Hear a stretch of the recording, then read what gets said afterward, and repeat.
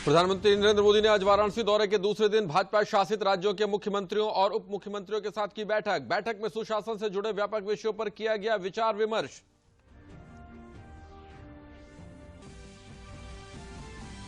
प्रधानमंत्री नरेंद्र मोदी ने आज वाराणसी में सर्ववेद महामंदिर धाम का किया भ्रमण। सदगुरु सदाफल देव विहंगम योग संस्थान के 98वें वर्षगांठ समारोह को संबोधित करते हुए पीएम मोदी ने कहा, काशी ने दिखाया इच्छा शक्ति हो तो बदलाव हो सकता है।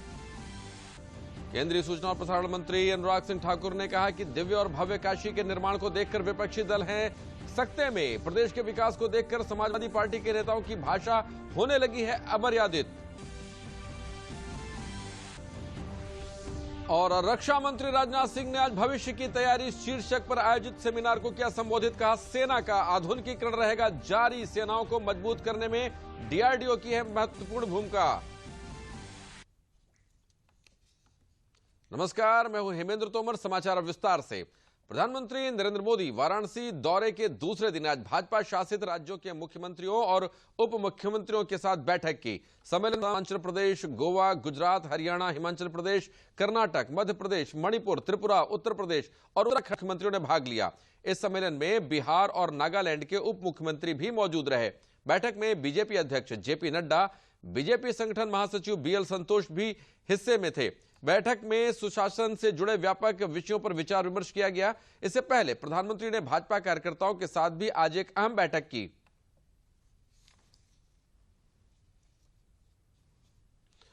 प्रधानमंत्री नरेंद्र मोदी ने वाराणसी में सदगुरु सदाफल देव विहंगम योग संस्थान के 98वें वर्षगांठ समारोह को संबोधित किया और देशवासियों को गीता जयंती की शुभकामनाएं दी। उन्होंने कहा कि संतों की साधना से सुखद संयोग बनते हैं।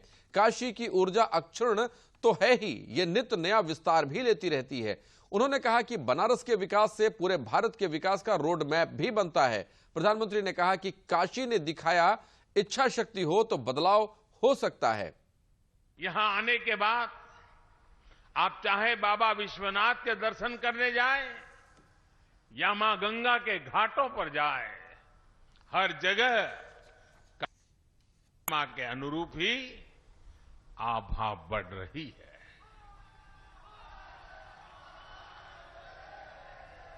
काशी में बिजली के तारों के जंजाल को अंडरग्राउंड करने का काम जारी है। लाखों लीटर सीवेज का ट्रीटमेंट भी हो रहा है। इस विकास का लाभ यहां आस्था और पर्यटन के साथ साथ यहां की कला संस्कृतियों को भी मिल रहा है।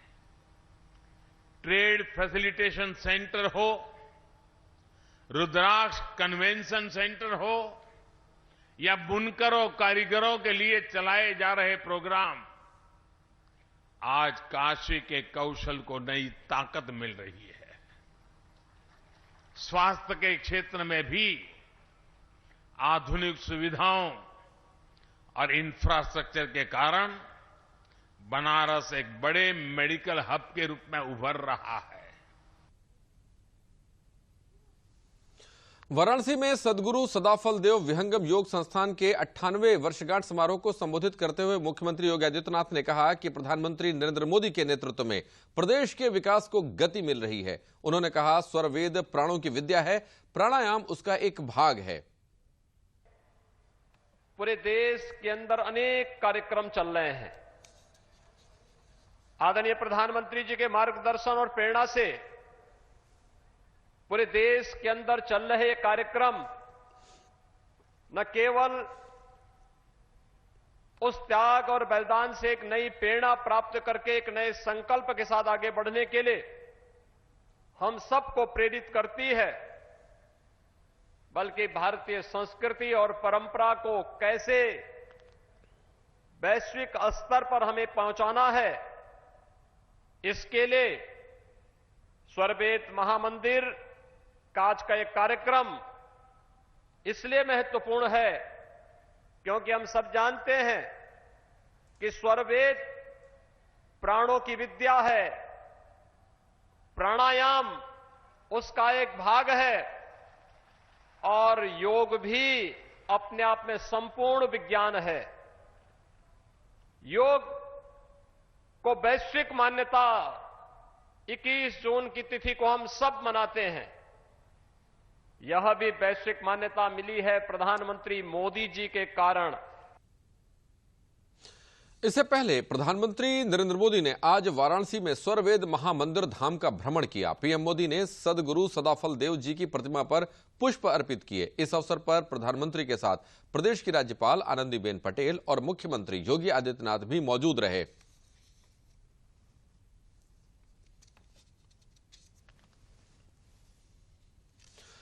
केंद्रीय सूचना और प्रसारण मंत्री अनुराग सिंह ठाकुर ने कहा कि दिव्य और भव्य काशी के निर्माण को देखकर विपक्षी दल के सदस्य ऐसा सोच भी नहीं सकते थे। उन्होंने कहा कि राज्य में ऐसे विकास को देखकर समाजवादी पार्टी के नेताओं की भाषा भी अमर्यादित होने लगी है। दिव्य और भव्य काशी जो ना कभी सपा बसपा सोच सकती थी, वो संकल्प से सिद्धि करने का काम माननीय प्रधानमंत्री मोदी जी के समय में हुआ है। और भव्य काशी का ये रूप देखकर, बाबा विश्वनाथ कॉरिडोर को देखकर शायद ये लोग इतने सख्ता गए कि कहीं ना कहीं इनकी सोच और इनके संस्कार वो सब सामने आ रहे हैं। अखिलेश यादव जी इस तरह का बयान देते हैं जो उनके सोच और उनके संस्कारों को दिखाता है। इस तरह की भाषा, ना कोई मर्यादा, ये अपने आप में दिखाता है कि बौखलाहट सपा में कितनी है, उनके नेताओं में कितनी है। समाचारों में आगे बढ़ने से पहले लेते हैं विराम। Hey girls! Hi! Congratulations! आज तो पार्टी चाहिए। पहले चैंपियन के साथ सेल्फी लेंगे। आइडिया, यही करते हैं पार्टी। Pizza party. ये चल अपना कार्ड और पिन दे। मेरे कार्ड की डिटेल्स मैं खुद ही डालूंगी। आरबीआई कहता है अपना पिन, ओटीपी, सीवीवी या इंटरनेट बैंकिंग पासवर्ड किसी के साथ शेयर ना करें। ऑनलाइन बैंकिंग सिर्फ अपने कंप्यूटर, मोबाइल और सिक्योर नेटवर्क से करें। बाय गर्ल्स, कहाँ जा रही है? सुना नहीं? No sharing. आरबीआई कहता है जानकार बनिए, सतर्क रहिए। रक्षा मंत्री राजनाथ सिंह ने आज भविष्य की तैयारी शीर्षक पर आयोजित सेमिनार को संबोधित करते हुए कहा कि सेना का आधुनिकीकरण जारी रहेगा। साथ ही सेनाओं को मजबूत करने में डीआरडीओ की भूमिका महत्वपूर्ण है। रक्षा मंत्री ने कहा कि सीडीएस बिपिन रावत का जाना राष्ट्र के लिए एक बड़ी क्षति है। सीडीएस बिपिन रावत का हम सबके बीच से जाना, मैं समझता हूं किसी खास सर्विस या हमारे रक्षा क्षेत्र की नहीं, बल्कि संपूर्ण राष्ट्र की एक बहुत बड़ी क्षति है।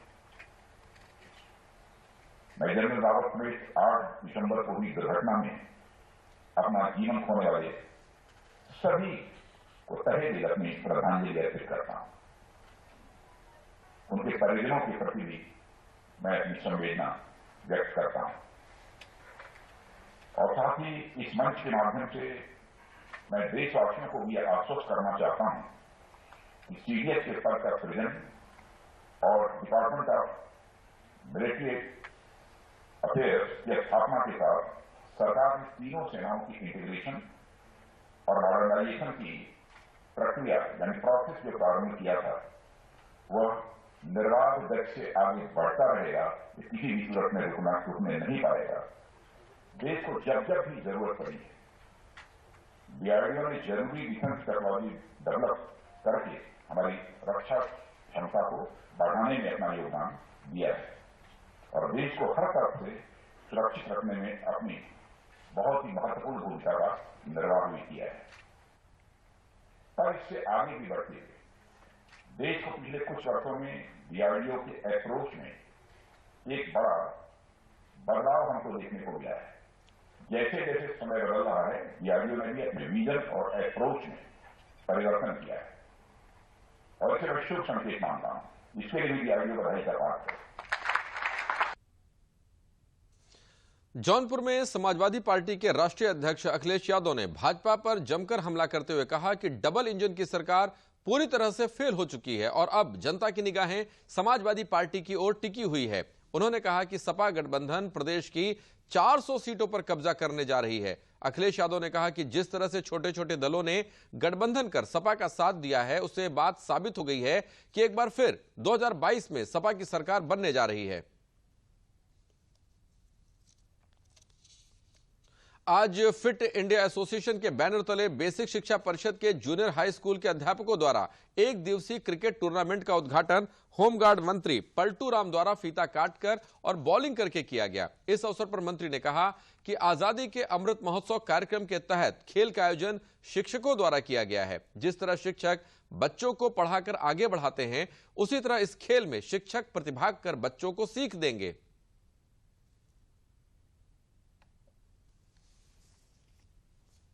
बेसिक शिक्षा परिषद के द्वारा आयोजित जो जूनियर हाई स्कूल शिक्षक संघ जनपद गोंडा के द्वारा एक दिवसीय क्रिकेट टूर्नामेंट का आयोजन ये फिट इंडिया एसोसिएशन से संबंधित इस कार्यक्रम का आयोजन किया गया है, जिसमें हमारे बेसिक शिक्षा परिषद के 2 ब्लॉकों के अध्यापक आज मुजहना और बेलसर ब्लॉकों के अध्यापक अपनी अपनी टीम बना करके इस स्टेडियम पर क्रिकेट के खिलाड़ी के रूप में एक संदेश देने का काम करते हैं कि जैसे वो शिक्षा के क्षेत्र में बच्चों को शिक्षित करने का काम करते हैं, वहीं माननीय मोदी जी के सपनों के भारत में जो आज़ादी का अमृत महोत्सव का कार्यक्रम इस समय देश मना रहा है, उसी कार्यक्रम के तहत वो स्वयं मैदान पर उतर करके अपने बच्चों को प्रेरित करने का काम करते हैं कि जब हम स्वस्थ रहेंगे तभी देश स्वस्थ रहेगा। प्रदेश में कोरोना की रफ्तार भले ही कम हो गई हो, लेकिन आंकड़े बता रहे हैं कि संक्रमण अभी समाप्त नहीं हुआ है। बाजारों और सार्वजनिक जगहों पर भीड़ भाड़ में असावधानी बरतना खतरनाक हो सकता है।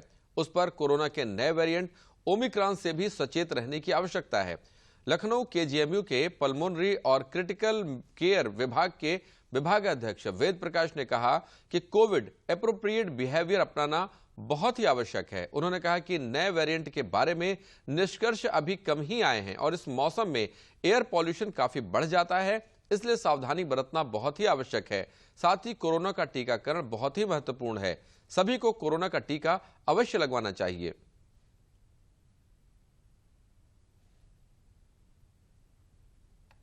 ओमिक्रॉन जो एक नया वेरिएंट आया है जिसमें कि 32 म्यूटेशंस के साथ में है ये ओमिक्रॉन वेरिएंट, और जो हमारे लिए जो दूसरी वेव आई थी जो कि डेल्टा वेरिएंट की वजह से आई थी, उससे भी कई गुना ज़्यादा तेज़ी से इसका प्रसार हो रहा है। तो ये जो इन्फेक्टिविटी है इसकी काफ़ी ज़्यादा है। तो मुझे लगता है कि ऐसे में हम लोगों को एक ज़्यादा संजीदा तरीके से कोविड एप्रोप्रिएट बिहेवियर का अनुपालन करना चाहिए।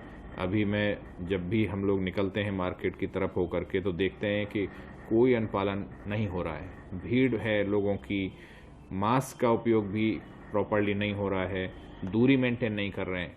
तो 2 गज की दूरी, मास्क है ज़रूरी, हैंड हाइजीन, रेस्पिरेटरी हाइजीन, भीड़ में ना जाएं, बहुत आवश्यक हो तो मिलना तो खुले में मिलें। यदि खुले में नहीं मिल पा रहे हैं, बंद में मिलना है तो खिड़की दरवाजे खुले होने चाहिए, या एसी कमरे हैं, बंद कमरे हैं तो उनमें कहीं एग्जॉस्ट चलते रहना चाहिए। तो इस तरह के एहतियात लेकर के यदि हम लोग आगे बढ़ेंगे तो मुझे लगता है कि हम लोग इस तीसरी वेव की जो एक संभावना लगातार जताई जा रही है, इसे भी मात देने में कामयाब हो सकेंगे।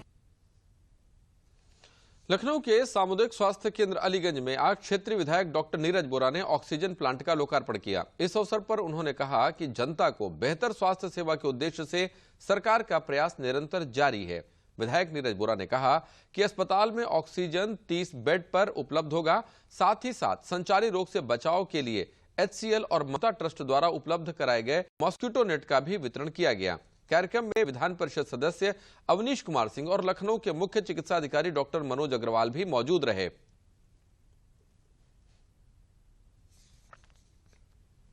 माननीय मुख्यमंत्री श्रीमान योगी आदित्यनाथ जी, जिन्होंने कोरोना की विभीषिका में संकल्प लिया था कि आने वाले समय में हम उत्तर प्रदेश के अंदर ऑक्सीजन की कमी नहीं होने देंगे, और उसी से पूरा करने के लिए उत्तर प्रदेश के अंदर लगभग 450 ऑक्सीजन प्लांट्स की स्थापना हुई है। और उसी श्रृंखला में हमारी क्षेत्रीय विकास निधि और हमारे मित्र सदस्य विधान परिषद श्रीमान अवनीश सिंह जी ने सहयोग देकर इस अलीगंज के बाल महिला चिकित्सालय अस्पताल में एक ऑक्सीजन प्लांट का स्थापना की थी, जिसका शुभारंभ हो रहा है। अलीगंज BMC में हमारी 150 लीटर की कैपेसिटी वाला एक ऑक्सीजन प्लांट स्थापित हुआ है, जिसको माननीय विधायक श्री नीरज बोरा जी और माननीय MLC इंजीनियर अवनीश कुमार जी ने अपने सामूहिक निधि से बनवाया है।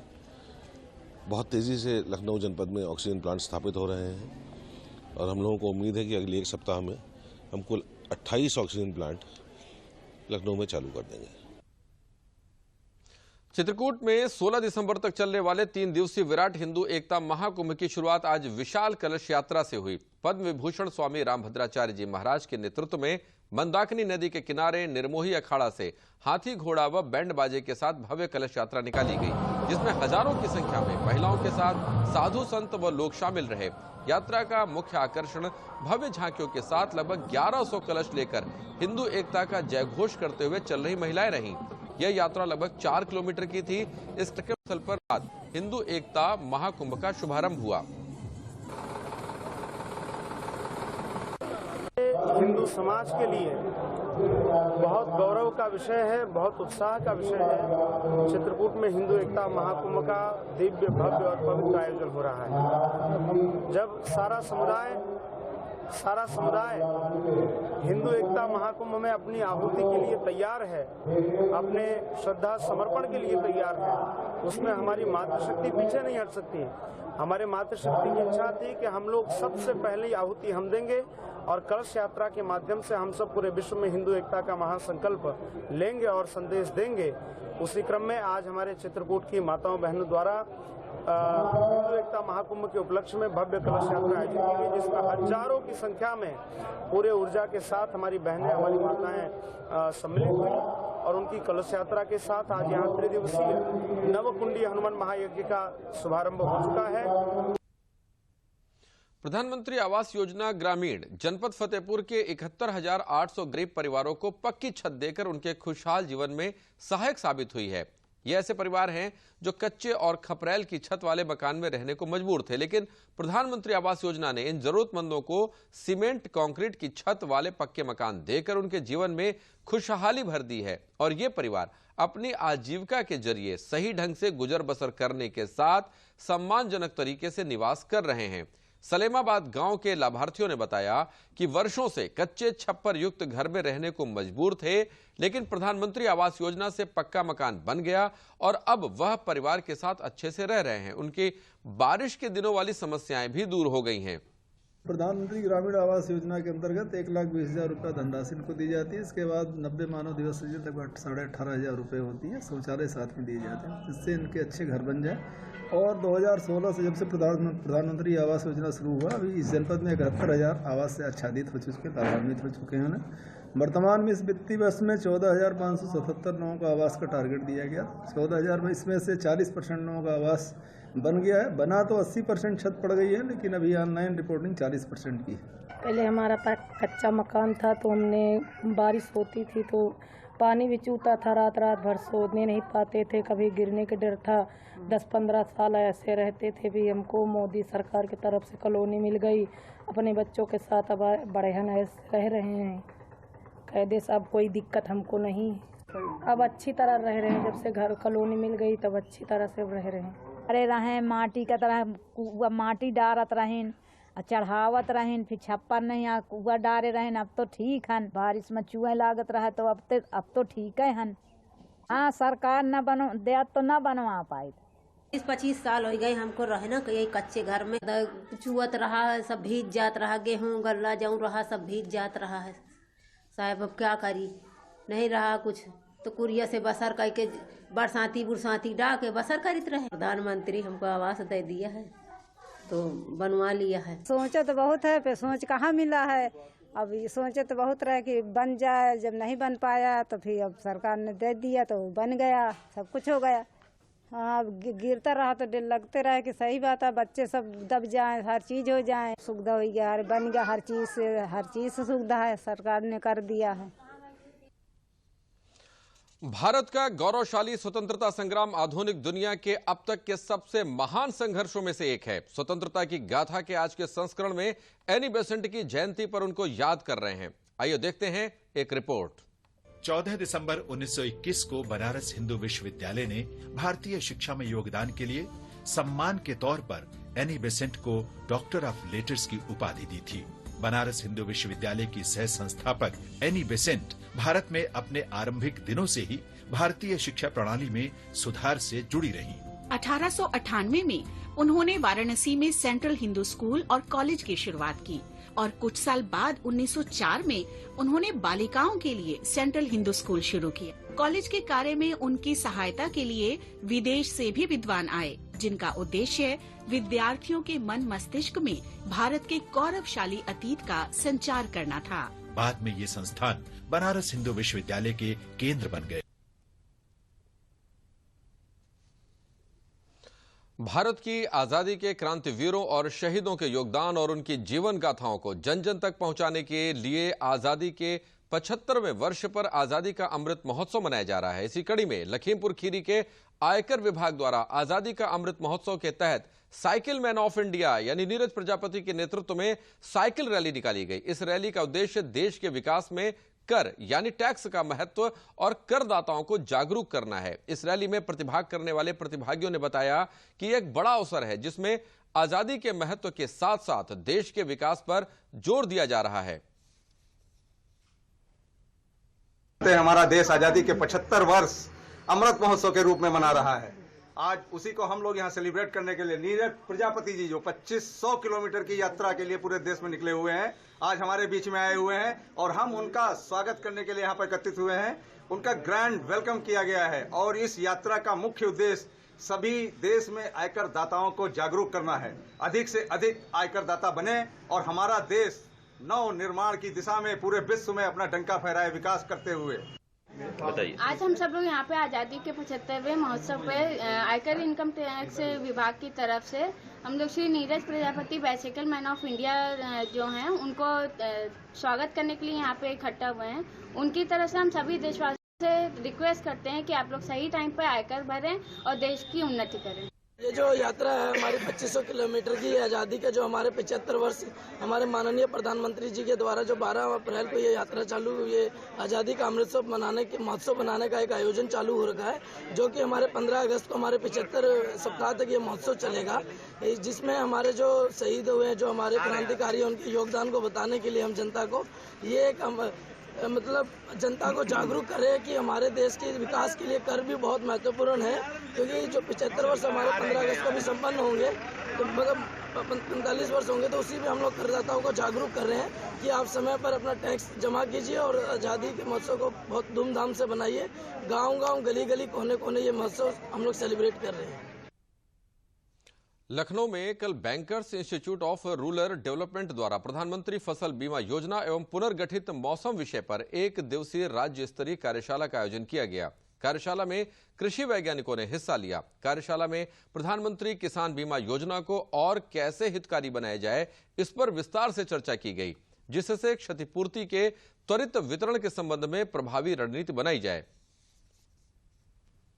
प्रधानमंत्री किसान सम्मान निधि 6,000 रुपया वार्षिक किसान को देने का काम किया गया। हमारे पूरे प्रदेश में 2,54,00,000 किसान हैं। उन किसानों के खातों में डीबीटी के माध्यम से 32,572 करोड़ की धनराशि उनके खातों में डीबीटी के माध्यम से देने का काम भारत सरकार और उत्तर प्रदेश सरकार ने किया है। इसके बाद प्रधानमंत्री फसल बीमा योजना जिन किसानों की फसल असामयिक वर्षा, उपलवृष्टि आदि मौसम खराब होने से फसल जब क्षति होती है तो उसके बीमा का कवर देने का काम किया है, तो उससे उसकी फसल की क्षतिपूर्ति उसको देने का काम करते हैं। लखनऊ के निशादगंज स्थित उत्तर प्रदेश राज्य शैक्षिक अनुसंधान और प्रशिक्षण परिषद में 4 दिवसीय उन्मुखीकरण प्रशिक्षण कार्यक्रम में प्रदेश के प्रत्येक जिले से आए 40 शिक्षकों को शाक सब्जियों और विभिन्न माध्यमों से कला व संगीत भी सिखाया जा रहा है। इस मौके पर संयुक्त निदेशक SCERT अजय सिंह, सहायक निदेशक SCERT दीपा तिवारी और शोध प्राध्यापक SCERT वत्सला पवार मौजूद रहे।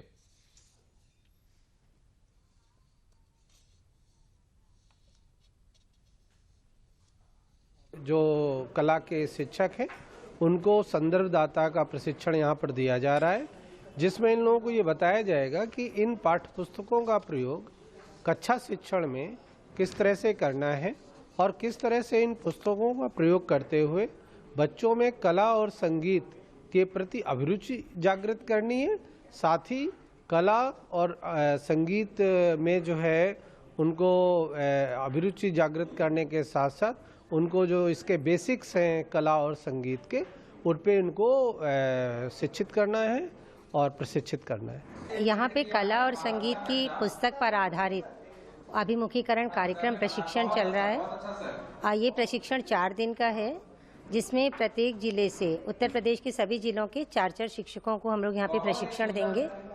और कला, जैसे कि कला और संगीत जीवन के हर क्षेत्र से जुड़ा हुआ है। कला और संगीत के द्वारा टीचर्स बच्चों की रचनात्मक और सृजनात्मक क्षमता का विकास कर सकते हैं, उनकी ऊर्जा को चैनलाइज कर सकते हैं। तो कला और संगीत को सभी विषयों के साथ कैसे जोड़ करके पढ़ाएं, कैसे सारे विषयों को हम और अधिक रोचक कला और संगीत के माध्यम से बनाएं, इसी बात पर फोकस करके प्रशिक्षण हमने संचालित कर रहे हैं। सरकार हर गरीब और जरूरतमंद तक मदद पहुंचाने का लगातार प्रयास कर रही है। इन्हीं प्रयासों के बीच बरेली में प्रधानमंत्री गरीब कल्याण अन्न योजना के तहत 8 लाख राशन कार्ड धारकों को मुफ्त राशन उपलब्ध कराया जा रहा है। दिसंबर माह से लेकर मार्च तक योजना के अंतर्गत निःशुल्क खाद्यान्न का वितरण किया जाएगा। अंत्योदय एवं पात्र गृहस्थी राशन कार्ड धारकों को प्रति यूनिट 3 किलोग्राम गेहूं और 2 किलोग्राम चावल निःशुल्क वितरित किया जा रहा है। तो वहीं सरकार की ओर से 1 किलो नमक, 1 किलो चना और 1 किलो तेल भी वितरित किया जा रहा है।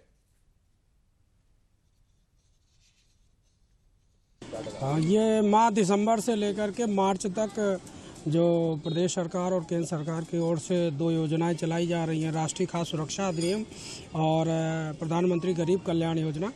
तो इसके तहत गेहूं, चावल के अतिरिक्त रिफाइंड सोयाबीन ऑयल 1 किलो नमक और 1 किलो चना, ये भी प्रत्येक परिवार को निःशुल्क दिया जा रहा है। ये मार्च तक चलेगा और प्रति माह जो है 2 बार वितरण होगा खाद्यान्न का, और जो ये नमक, रिफाइंड और चना है, इसका 1 बार मिलेगा माह में प्रत्येक परिवार को 1-1 किलो।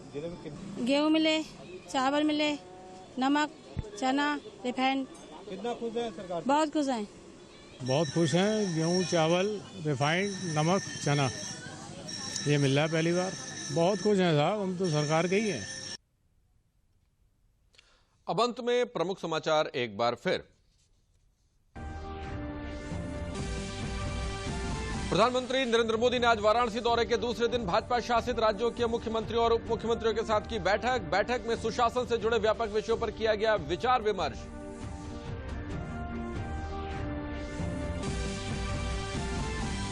प्रधानमंत्री नरेंद्र मोदी ने आज वाराणसी में स्वरवेद महामंदिर धाम का किया भ्रमण। सदगुरु सदाफल देव विहंगम योग संस्थान के 98वें वर्षगांठ समारोह को संबोधित करते हुए पीएम मोदी ने कहा, काशी ने दिखाया इच्छा शक्ति हो तो बदलाव हो सकता है। केंद्रीय सूचना और प्रसारण मंत्री अनुराग सिंह ठाकुर ने कहा कि दिव्य और भव्य काशी के निर्माण को देखकर विपक्षी दल हैं सकते में। प्रदेश के विकास को देखकर समाजवादी पार्टी के नेताओं की भाषा होने लगी है अमर्यादित। और रक्षा मंत्री राजनाथ सिंह ने आज भविष्य की तैयारी शीर्षक पर आयोजित सेमिनार को किया संबोधित। कहा, सेना का आधुनिकीकरण रहेगा जारी, सेनाओं को मजबूत करने में डीआरडीओ की है भूमिका महत्वपूर्ण। इसी के साथ समाचार समाप्त हुए। नमस्कार।